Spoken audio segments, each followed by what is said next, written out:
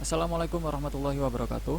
Selamat malam semuanya. Alhamdulillah kita masih diberikan kesempatan untuk bisa membuat sebuah video materi lagi. Kali ini saya sudah merangkum beberapa materi yang akan saya sampaikan malam hari ini, yaitu tentang pengantar sistem komputer atau teknologi informasi. Dan di sini ada beberapa poin yang akan kita bahas. Yang pertama yaitu pengertian dari komputer, kemudian ada fungsi komputer, yang ketiga yaitu sistem komputer atau teknologi informasi, dan yang terakhir adalah pandangan ke depan atau manfaat sebuah sistem komputer ke kehidupan kita. Langsung saja kita masuk ke materi yang pertama, yaitu tentang pengertian dari komputer. Nah, kalau kita lihat dari beberapa ahli komputer itu mendefinisikan arti komputer itu berbeda-beda, tetapi intinya ya sama saja. Ada yang menyebutkan yaitu komputer adalah sebuah alat elektronik yang bekerja secara sistematis, cermat untuk mengolah sebuah data, atau bisa ada juga yang mendefinisikan komputer itu adalah alat elektronik yang mampu melakukan beberapa tugas dalam satu waktu atau yang bisa disebut dengan multitasking, kemudian diolah menjadi diproses lagi, kemudian menjadi sebuah output yang berupa informasi. Kemudian ada juga yang mendefinisikan komputer itu adalah mesin hitung. Ada juga yang seperti itu, mesin hitung elektronik yang cepat untuk menerima informasi dalam bentuk digital. Tapi dari beberapa definisi tersebut kita bisa simpulkan bahwa pengertian dari komputer sendiri itu adalah perangkat elektronik yang menerima masukan data, kemudian diolah lagi data tersebut sehingga bisa memberikan hasil keluaran dalam bentuk informasi, entah itu informasi dalam bentuk teks, gambar, ataupun dalam bentuk video.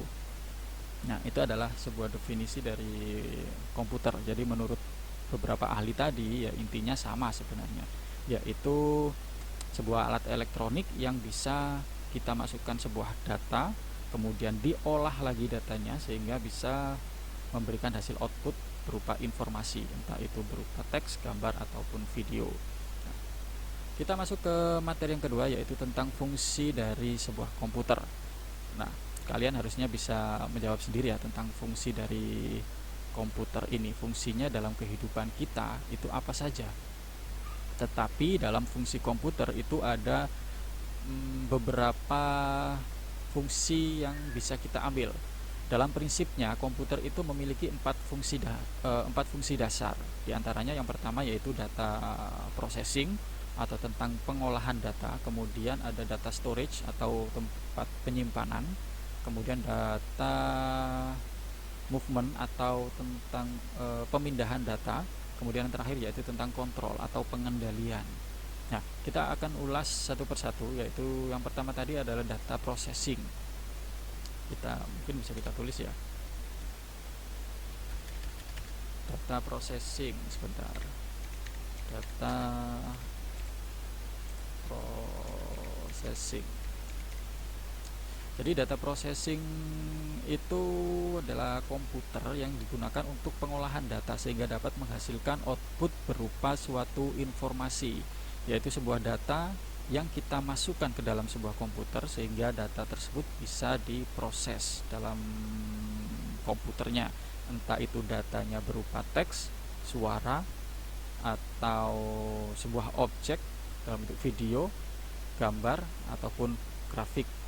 Nah, kemudian yang kedua yaitu tentang data storage atau penyimpanan data, yaitu fungsinya apa? Yaitu untuk pengamanan dan pemakaian kendali data. Jadi komputer dapat melakukan fungsi penyimpanan atau pengambilan data. Misalnya ketika kita menggunakan aplikasi, entah itu Microsoft Word, Excel, kemudian PowerPoint, ataupun aplikasi yang lain, itu bisa kita simpan dalam media penyimpanan. Nah, media penyimpanan ini banyak sekali, bisa berupa hard disk, atau bisa berupa card reader, atau mungkin CD, atau flash disk, ataupun SSD, dan lain sebagainya. Itu adalah sebuah media penyimpanan data atau data storage. Kemudian ada data movement, yaitu komputer juga dapat melakukan pemindahan data dari satu komputer ke komputer lain atau alat-alat output lain. Nah, data movement ini itu biasanya kita bisa menggunakan sebuah alat jaringan sehingga kita dapat melakukan pemindahan data dari satu komputer ke komputer yang lain, entah itu menggunakan media kabel LAN, kita colokkan ke komputer satu dan komputer yang lain sehingga nanti bisa bertukar data, ataupun menggunakan sebuah akses perangkat yang lain, Bluetooth, infrared. Kalau infrared mungkin sudah nggak zaman ya sekarang, bisa menggunakan share it atau menggunakan wireless dan lain sebagainya. Kemudian ada data yang terakhir, yaitu tentang kontrol atau pengendalian. Jadi komputer terdiri dari serangkaian komputer yang dikelompokkan menjadi 3 macam, yaitu input, kemudian proses, dan output. Jadi 3 pengendalian ini itu bisa dibilang yang paling utama, yaitu input, kemudian proses, dan output, di mana kita memasukkan sebuah data ke dalam sistem komputer, kemudian diproses dan menghasilkan sebuah output. Oke, ini enggak ditulis lagi ya tadi ya. Jadi yang pertama tadi adalah data processing, kemudian data storage, kemudian data movement, dan yang terakhir yaitu control. Kemudian selanjutnya yaitu tentang sistem komputer. Sistem komputer kita definisikan dulu ya. Sistem komputer itu adalah kumpulan perangkat-perangkat komputer yang saling berhubungan dan berinteraksi satu sama lain untuk melakukan proses pengolahan data, sehingga dapat menghasilkan informasi yang diharapkan oleh penggunanya.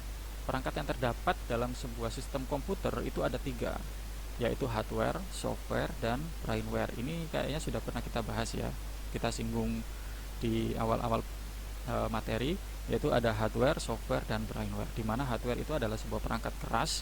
Perangkat keras itu bisa berupa memori, kemudian prosesor, motherboard, power supply, kemudian apalagi keyboard, mouse, dan lain sebagainya. Kemudian ada software. Software itu dibagi menjadi 2, yaitu aplikasi dan sistem operasi. Ya, kalau aplikasi itu adalah sebuah sistem yang berjalan di dalam sistem operasi. Ya, jadi aplikasi itu seperti contohnya ya seperti ini. Ini ada beberapa aplikasi yang sudah saya install sesuai dengan kebutuhan, dan ini semua aplikasi ini itu berjalan di dalam sistem operasi. Sistem operasi itu ya ini seperti yang kita jalankan. Nah, tampilan ini itu adalah sistem operasi, dan di dalamnya ini adalah aplikasi, di mana aplikasi itu berjalan di dalam sistem operasi. Kemudian yang terakhir adalah brainware, yaitu unsur manusia. Unsur manusia ya diri kita yang mengendalikan komputer. Itu siapa? Nah, itu adalah sistem komputer. Kemudian yang terakhir yaitu pandangan ke depan manfaat sistem komputer. Nah, kita lihat perkembangan dari teknologi itu sangat pesat. Perkembangan internet juga telah mempengaruhi perkembangan ekonomi juga. Kita bisa lihat dari berbagai jenis e-commerce yang terdapat di website, entah itu Shopee, Tokopedia, Lazada, Bukalapak, atau bahkan Alibaba, Amazon, dan lain sebagainya. Itu sangat mempengaruhi berbagai transaksi jual beli yang sebelumnya hanya bisa dilakukan dengan cara tatap muka. Sekarang semua bisa dilakukan hanya dengan menggunakan komputer atau bahkan menggunakan handphone. Nah, sangat pengaruh sekali pandangan ke depan manfaat sistem komputer itu. Bisa kita lihat perkembangan komputer setiap tahunnya itu sangat pesat sekali, hingga sampai sekarang perkembangan, entah itu perkembangan prosesor, perkembangan RAM, perkembangan handphone itu sangat pesat sekali. Bahkan persaingan dalam dunia komputer, persaingan dalam dunia handphone itu juga sangat ketat. Semakin hari, semakin tahun itu pasti akan selalu berkembang. Kita nggak bisa mencegah hal tersebut. Oke, itu saja untuk materi kali ini. Saya akan memberikan sebuah tugas buat kalian, yaitu tugasnya nanti bisa dikumpulkan di Google Classroom seperti biasanya. Untuk tugasnya sendiri nanti akan saya share di grup WA saja, kemudian nanti pengumpulannya kalian kumpulkan di Google Classroom. Jadi mungkin nanti pertanyaannya juga akan saya share di Google Classroom dan kalian bisa masuk ke dalam situ. Oke, terima kasih sudah mendengarkan ocehan saya. Jangan lupa tugasnya nanti akan saya share di WA. Kita lanjutkan minggu depan untuk materi selanjutnya. Terima kasih. Assalamualaikum warahmatullahi wabarakatuh.